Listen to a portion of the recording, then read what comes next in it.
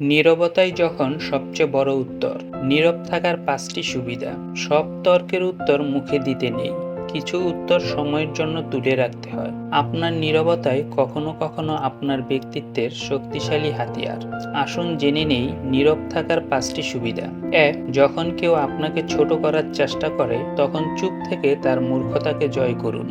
২. রাগের মাথায় কথা বললে সম্পর্ক নষ্ট হয়, নীরবতা সেই ভুল থেকে আপনাকে বাঁচায়। ৩. আপনার নীরবতা সামনের মানুষকে ভাবিয়ে তোলে এবং আপনার গুরুত্ব বাড়িয়ে দেয়। ৪. যারা আপনাকে বুঝতে চায় না তাদের কাছে ব্যাখ্যা দেওয়ার চেয়ে নীরব থাকাই উত্তম। ৫.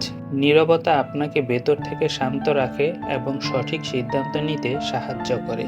এই কথাগুলো ভালো লাগলে লাইক দিয়ে আপনার মতামত কমেন্টে লিখলে পরের টপিক বানাতে আরও উৎসাহ পাবো। প্রতিদিন আরও চমকপ্রদ টপিক পেতে এখনই লাইক দিয়ে চ্যানেলটি সাবস্ক্রাইব করুন এবং নোটিফিকেশন অন করে রাখুন।